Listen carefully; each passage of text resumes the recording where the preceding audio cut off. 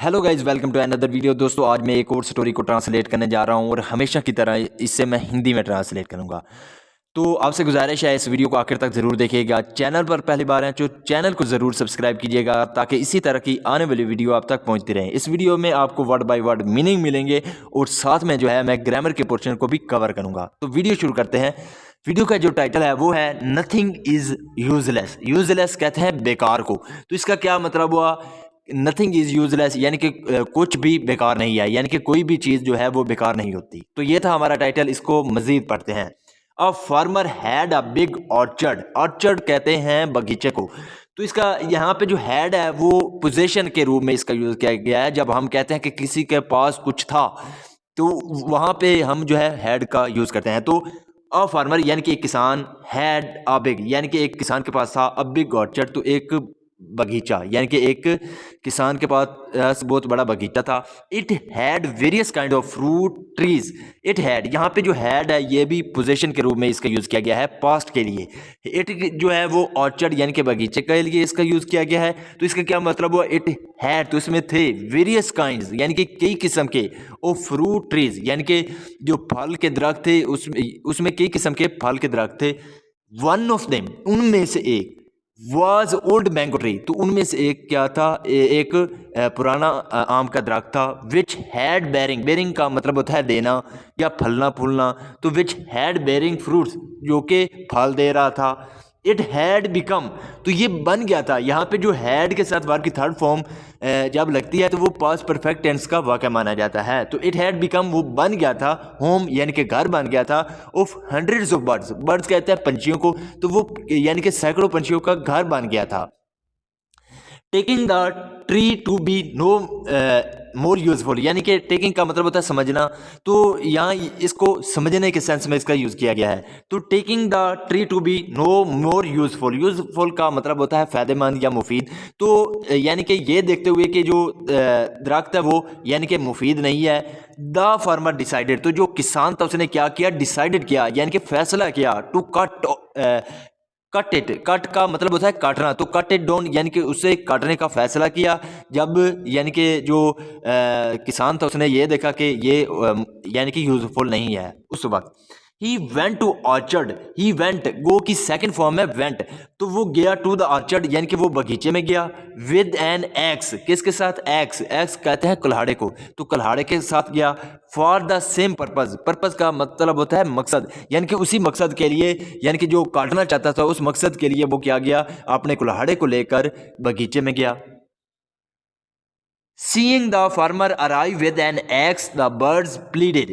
Seeing, seeing का मतलब होता है देखना, तो देखकर द फार्मर यानी कि किसान को अराइव पहुंचते हुए, विद एन एक्स तो कुल्हाड़े के साथ, द बर्ड्स यानी कि जो बर्ड्स थे, प्लीडेड तो उन्होंने, प्लीड का मतलब होता है इल्तजा करना, तो यहाँ सेकंड फॉर्म है प्लीडेड, तो उन्होंने इल्तजा की। यानी कि जब किसान, जो किसान था उसको अपने कुल्हाड़े के साथ यानी कि आगते हुए जो पंछी थे उन्होंने इल्तजा की। मिस्टर फार्मर यानी कि मिस्टर किसान, please don't fail this tree, please यानी कि मेहरबानी करके, डोंट फेल, फेल का मतलब होता है गिराना, तो मत गिराइए दिस ट्री, इस दरख्त को। इट्स ओवर होम, ये हमारा घर है। ओवर का मतलब होता है हमारा, तो ये हमारा घर है। वी शैल बिकम, तो हम हो जाएंगे। यहाँ पे वी के साथ शैल का यूज़ किया गया है, यानी कि शैल का जब यूज़ किया जाता है तो वो फ्यूचर इंडेफिनेट का यानी कि वाक़या माना जाता है। तो यहाँ पे जो शैल है इसके साथ वर्ब की फर्स्ट फॉर्म है, इसलिए ये फ्यूचर इंडेफिनेट का वाक़या माना जाता है। तो वी शैल बिकम, तो हम बन जाएंगे होमलेस। होमलेस का मतलब होता है बेघर, तो इसका क्या मतलब हुआ? वी शैल बिकम होमलेस यानी कि हम बेकार हो जाएंगे। वी शैल लीव, तो हम चले जाएंगे या छोड़ देंगे। एंड यू वोंट, यहाँ पे वोंट है, ये विल नॉट, लेकिन जब हम शॉर्ट में लिखते हैं तो वोंट पढ़ते हैं, लेकिन इसको अगर आप रैदर पढ़ें तो इससे विल नॉट भी पढ़ सकते हैं। तो वी शैल लीव, तो हम चले जाएंगे। एंड यू वोंट हेयर, और तुम नहीं सुन सकोगे। ओवर सॉन्ग यानी कि हमारे जो गाने हैं, हमारी जो धुनें हैं उसे नहीं सुने सकोगे। एनी मोर यानी कि मज़ीद, उन्होंने यानी कि कहा कि अगर हम यहाँ से चले जाएंगे तो आप हमारे जो मज़ीद सॉन्ग है यानी कि उनको नहीं सुन पाओगे।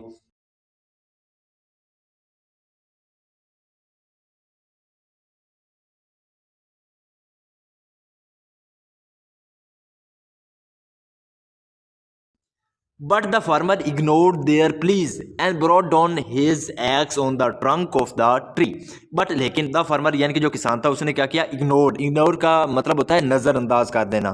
तो उसने नज़रअंदाज कर दिया देयर प्लीज यानी कि उनकी जो इल्तजा थी, मिन्नत थी, उसको नज़रअंदाज कर दिया। एंड ब्रॉट डाउन और रख दिया हिज एक्स यानी कि अपने कल्हाड़े को ऑन द ट्रंक। ट्रंक का मतलब होता है तना। तो जो तना था ऑफ द ट्री यानी कि दरख्त का जो तना था उस पर जो किसान था उसने अपना कल्हाड़ा रख दिया। तो उनकी जो इल्तजा थी उसको क्या कर दिया, इग्नोर कर दिया, नज़रअंदाज कर दिया। सडनली का मतलब होता है अचानक। तो यानी कि अचानक ही sighted a big bee hive in the hole of the tree.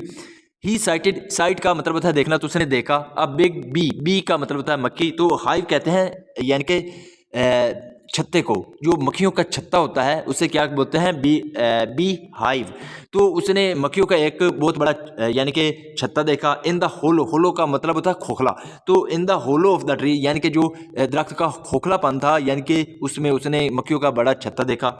The site of the hive made the farmer rethink. The site यानी कि जो नज़र थी ऑफ द हाइव यानी कि उस छत्ते की, मेड द फार्मर तो उसने किसान को क्या कर दिया, रीथिंक यानी कि दोबारा सोचने पर मजबूर कर दिया। जैसे यानी कि किसान ने उसी छत्ते को देखा तो जो वो छत्ता था उसने किसान को दोबारा सोचने पर मजबूर कर दिया। He became compassionate to the tree. He became की सेकंड फॉर्म है बिकेम, तो जिसका मतलब होता है हो जाना, तो वो हो गया। कंपैशनेट का मतलब होता है हमदर्द या रहम दिल। तो वो यानी कि उसके दिल में रहम आ गया या वो हमदर्द बन गया। टू द ट्री यानी कि वो जो दरख्त था उसके साथ उसने हमदर्दी अपना ली या वो उसके साथ उसने रहम किया। एंड टोस्ट अवे का मतलब होता है फेंक देना। तो उसने फेंक दिया हिज एक्स अपने कल्हाड़े को। यानी कि जब उसने मक्खियों का जो छत्ता देखा उसको देखा तो उसने दोबारा यानी कि उस छत्ते ने उससे किसान को दोबारा सोचने पर मजबूर कर दिया। और उसको उस दरख्त के साथ जो है वो मोहब्बत यानी कि एक हमदर्दी पैदा हो गई और उसने क्या किया, अपने कल्हाड़े को फेंक दिया। ही अनाउंस का मतलब होता है ऐलान करना या पुकारना। तो उसने पुकारा, this fruitless tree is home of birds. यानी कि ये जो फ्रूटलेस का मतलब होता है यानी कि जो वो फल यानी कि दरख्त यानी कि जो फल ना दे यानी कि वो बिना फल के। तो जो बिना फल के जो दरख्त है, इज होम वो घर है, ऑफ बर्ड्स यानी कि पंछियों का। डैट सिंग जो गाता है, सॉन्ग्स यानी कि गाने गाता है, फॉर मी मेरे लिए। It can produce Honey. It can, ये कैन का मतलब होता है सकता है, सकती ही। तो इट कैन प्रोड्यूस का मतलब होता है पैदा करना। तो ये पैदा कर सकता है हनी यानी कि शहद पैदा कर सकता है। आई नेवर कट इट, तो मैं इसे कभी नहीं काटूंगा। यहाँ पे जो यहाँ पे शॉर्ट में इल पड़ेंगे लेकिन ये विल है। तो आई नेवर कट इट, तो मैं इसे कभी नहीं काटूंगा। The farmer no understand. The farmer यानी कि जो किसान था, नो अब अंडरस्टूड सेकंड फॉर्म है, तो वो समझ गया डैट के in the scheme of the nature यानी कि जो स्कीम है किसकी, नेचर की, कुदरत की। नथिंग इज यूजलेस यानी कि कुछ भी यूजलेस नहीं है, बेकार नहीं है। एट एनी स्टेज, किसी भी स्टेज पर, यानी कि जो कुदरत ने किया है वो किसी स्टेज पर वो यानी कि वो बेकार नहीं है, उसका कोई ना कोई जो है वो यूज़ होता है यानी कि वो यूजफुल होती है। तो अब इसका जो मोरल है वो क्या है, वी शुडंट जज द वैल्यू। शुडंट का मतलब, शुड का यूज़ तब किया जाता है चाहिए के सेंस में, यानी कि जब हम कहते हैं किसी को एडवाइस देते हैं तो उस वक्त हम शुड का यूज़ करते हैं। तो वी शुडंट, हमें नहीं करना चाहिए जज, यानी कि जज नहीं करना चाहिए, परखना नहीं चाहिए द वैल्यू, कीमत को, ऑफ अदर यानी कि दूसरों की कीमत को हमें जज या उनकी जो एक कदर है, कदर कीमत है, उसको जज नहीं करना चाहिए। विद ओनली सेल्फ इंटरेस्ट यानी कि खुद के इंटरेस्ट के लिए, इन माइंड यानी कि अपने यानी कि दिमाग में जो इंटरेस्ट होता है, दिलचस्पी हो, उसके लिए, ना सिर्फ यानी कि हमें दूसरों की जो वैल्यू है उसको क्या नहीं करना चाहिए, जज नहीं करना चाहिए। यानी कि इसका ये मतलब है कि हमें नहीं करना चाहिए कि ये चीज़ जो है वो बेकार है। तो जैसे उसने यानी कि कहा कि ये चीज़ बेकार है तो मैं इसे काट देता हूँ दरख्त को, लेकिन वो किसके लिए अच्छी थी, वो यानी कि मक्खियों के लिए अच्छी थी। लेकिन उसका क्या फ़ायदा, यानी कि उसका फ़ायदा होता किसको, किसान को, कि वो शहद जो है वो यानी कि वहाँ अगर होता शहद, यानी कि जो मक्खियाँ हैं, जो छत्ता होता है उसमें वो शहद छोड़ती हैं, तो वो किसके लिए फ़ायदेमंद था, किसान के लिए। तो इसलिए कहा गया है कि कोई भी चीज़ जो है वो बेकार नहीं होती, उसका कोई ना कोई फ़ायदा होता है। तो दोस्तों अगर आपको ये वीडियो कैसी लगी हमें कमेंट में ज़रूर बताइएगा। अगर चैनल पर पहली बार आए तो चैनल को ज़रूर सब्सक्राइब कीजिएगा ताकि इसी तरह की आने वाली वीडियो आप तक पहुँचती रहे। Have a nice day, good bye.